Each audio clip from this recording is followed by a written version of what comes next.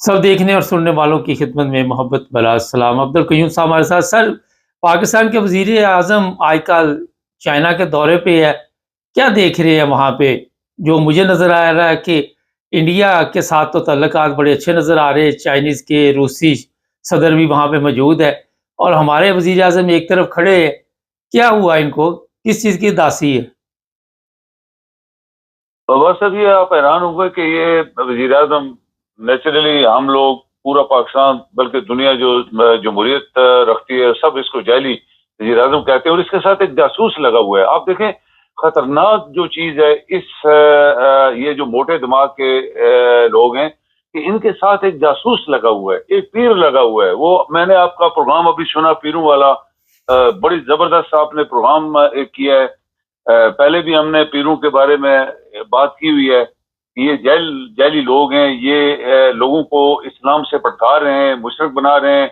लाहौर में दाता किसी के काम नहीं आया, जहां हजारों चादरें चढ़ती उतरती हैं रोज।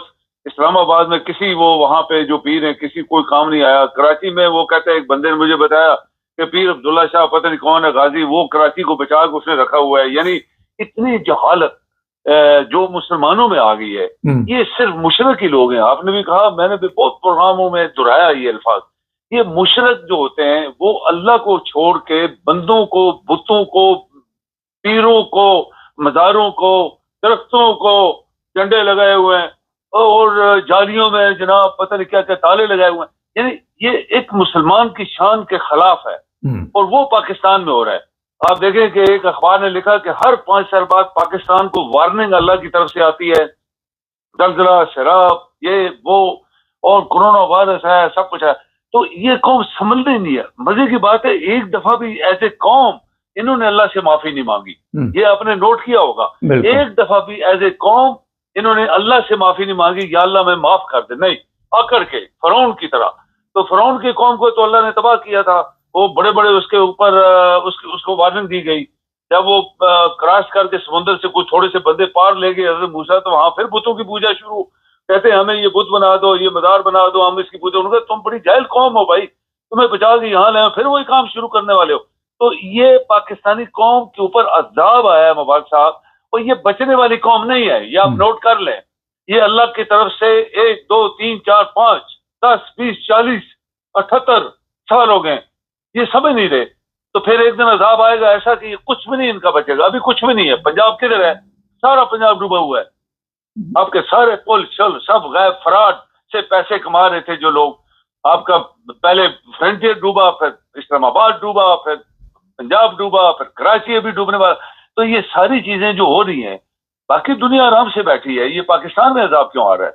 अच्छा, मुसलमान अपने आप को कहते हैं फ्रॉड है। वजीर आजम दौरे पे है, वजीर आजम दौरे पे गए हुए हैं हमारे शहबाज शरीफ साहब, तो वहां पे देखा जा रहा है कि अकेले एक नुक्कड़ पे खड़े हैं। इस वजीर आजम की इसकी कोई कदर किसी ने नहीं की, इसको कोई पूछ नहीं रहा। वहाँ बड़े बड़े लीडर आए हुए हैं जो मुहब्बे वतन लोग हैं, जिन्होंने अपनी कौम को आसमान पे ले गए। चाइनीज हैं, रशियंस हैं और बड़े बड़े लोग वहां पे घूम रहे हैं। किसको कौन पूछेगा? ये तो कशकोल हो सकता है, कशकोल भी लेके चला गया होगा। जो 20 बंदे हैं उनसे पैसे भी मांगेंगे, लेकिन इसको किसी ने पूछा नहीं। इसके साथ एक जासूस है। आप देखें कि ये जो बंदा, ये जो सैयद और अपने आप को वो क्या कहता है, मैं हाफिज हूँ, मैं फील्ड मार्शल हूँ, ये इसके साथ घूम रहा है। और ये सारी इनकी नलायकियां नोट करके एक दिन उनको उल्टा कर देगा और इस मुल्क के ऊपर कब्जा करेगा। ये इस बंदे को नहीं तो पहले ही कब्जा है उसका, पहले ही उसका कब्जा है, और क्या कब्जा करना? आप देख लें, आप यकीन करें, आप ऐसे ही होगा। क्योंकि ये बंदा आपके अंदर घुसा हुआ है और इसको ये यूनिफॉर्म में नहीं, सिविल पैंट को टाई पहन के वहां पहुंच गया है और इसके साथ तुम्हारा क्या काम है भाई? किसी फौज का, आप देखिए जितने सदर गए वहां पे, किसी का चीफ ऑफ आर्मी स्टाफ वहां पे नहीं गया, किसी का भी। सिर्फ इसका क्या है? क्यों? हरामखोर है ना ये। वो तो बहुत बड़ा जासूस आदमी है, वो तो जासूसी, चापलूस, सब कुछ उसके अंदर खूबियां हैं। तो अभी ये बंदा खुद नालायक आदमी है, इसका भाई मोटे दिमाग का आदमी है, और लौरी जो वो जो कराची वाला वो दुनिया का ठग है। तो ये सारे मिलकर ये हुकूमत कब तक चलाएंगे? नहीं चला पाएंगे। मुझे लग रहा है कि ये इनको उल्टा कर देगा किसी न किसी दिन, और फिर 10 साल के लिए फील्ड मार्शल साहब, अयूब साहब اور مشرف صاحب اور ضیاء الحق صاحب کی طرح اس کے خواب ہیں. تو یہ پاکستانی قوم کی بدبختی ابھی سے شروع ہو گئی ہے. لیکن کاش کوئی بندہ بولے کہ اس بندے کو ہٹاؤ, خبردار اس کو ایک دن ایکسٹینشن نہ دو.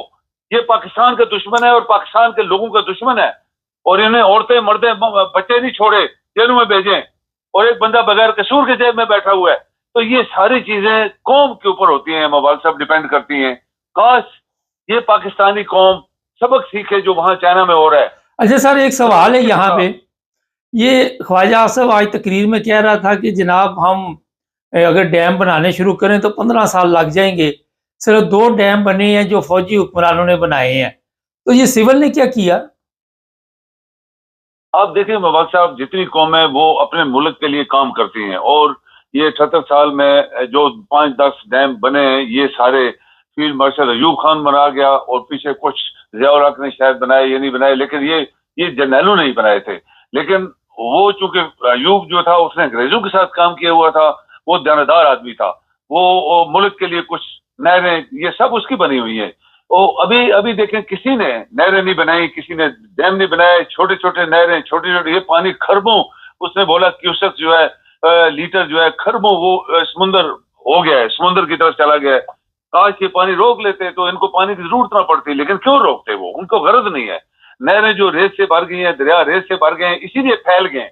اگر آپ کے دریا اور نہریں اصل حد کے اندر آپ رکھنا چاہیں جیسے چائنا نے کیا ہوا ہے, تو وہ اپنی حد کے اندر ہی رہتے ہیں, ان کو گہرا کر دیا جاتا ہے. اتنا گہرا بنا دو کہ 1 انچ بھی باہر نہ نکلے اپنے کنارے سے. اور یہ پاکستان میں نہیں ہوا, کیونکہ پاکستان کے حرام خور لوگ ہیں. تمام سیاستدانوں کے علاوہ جو آپ کے ڈپارٹمنٹس ہیں یہ سب حرام خور ہیں, حرام کھاتے ہیں, روٹی حرام کی کھا رہے ہیں. تو پاکستان کے ساتھ ان کو غرض نہیں ہے, اسی لیے سب کچھ یہ ہو رہا ہے. اوپر سے اللہ کا عذاب ہے, میں اس کو عذاب کہتا ہوں. یہ اللہ تعالیٰ کا بہت بڑا عذاب ہے اس قوم کو. یہ جاگ نہیں رہی, یہ اللہ سے معافیا نہیں مانگ رہی, اور اکڑ کے ان کے اندر تکبر, اور آپ کی طرح جیسے آپ نے بھی کہا, میں نے بہت وقت آپ کے کسی پیر نے مدد نہیں کی. یہ پیر جنگلی لوگ, جاہل لوگ ہیں, یہ فائدہ اٹھا رہے ہیں اس قوم سے, نالائق قوم سے. یہ لوگ جنگلی, ان پڑھ اور بیوقوف بنا کے ان کو پیر بنے ہوئے ہیں, اور ان کی جیبوں سے پیسے بٹور کے خود اپنے نام پہ یونیورسٹیاں, کالج, سب کچھ اسپتال بنا رہے ہیں. اور ان کو مانگنے والا سڑکوں کے اوپر وہ لے کے اور لوگوں سے پیسے مانگو. نہیں تو سر پوچھ تو رہے ہیں کہ بریانی میں بوٹی تھی, وہ غریبوں سے پوچھ تو رہے ہیں. جی موبائل صاحب ایک دفعہ پھر میں نے کہا وہ جو بریانی دے رہے ہیں اس پہ یہ سوال کرتے ہیں کہ بریانی کے اندر بوٹی آئی آپ کو؟ یہ افسوس ہے, ہمیں تو افسوس ہوتا ہے. کاش کوئی ایسی حکومت آئے کہ آتے سب سے پہلے مزاروں کے اوپر پابندی لگا دے, پکی دیواریں بنا دو, ختم. مسجد میں جاؤ, نماز پڑھو, اللہ کے سامنے سجدے کرو نا, جو کائنات کا مالک اور خالق ہے, تو اس کے سامنے سجدے کرو. یہ تمہیں پیر کیا دے گا بھائی؟ پیر تو یہ ایک کہہ لیں فراڈ ہے, بہت بڑا فراڈ, بہت بڑا دھوکہ, بہت بڑے لانتی لوگ ہیں. یہ اللہ کے منکر ہے, یہ مشرک ہیں, یہ کافر ہے. حقیقت میں آپ کو بتاتا ہوں یہ کافر لوگ ہیں. تو یہ آپ کو پوری قوم کو انہوں نے برگلایا ہوا ہے. اور بڑے بڑے میں نے دیکھا, بے نظیر, آپ دیکھیں بے نظیر کی مثال سنیں. جب اس کو قتل کیا گیا, اس سے پہلے مبارک صاحب اس کی ایک عجیب کہانی ہوئی.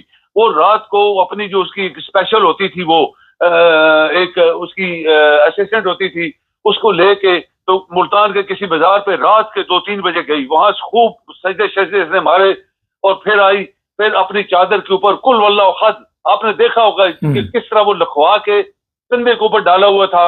اس کو گولی لگی تھی. کس نے بچایا؟ پیر نے بچایا. وہ جیلی کل واللہ احد, تم اللہ کو دھوکہ دے سکتی ہے؟ جیلی کل واللہ احد لکھا کے, چادر لکھا کے بچ گئی تھی, نہیں بچی, اس کو گولی لگی, پورے طریقے سے اس کو قتل کیا گیا.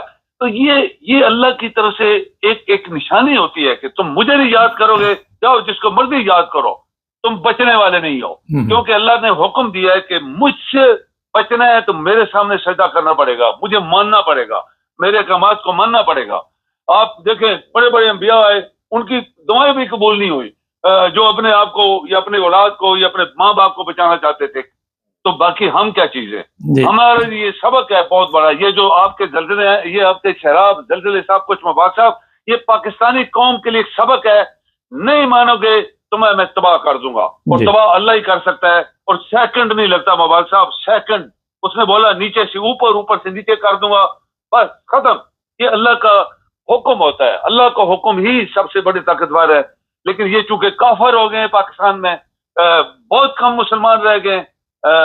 یہ جو پیر شیر ہیں سارے مشرک ہیں، اور یہ ملک کو، قوم کو، سب لوگوں کو تباہ کر رہے ہیں. اسلام کا انہوں نے بیڑا غرق کر دیا.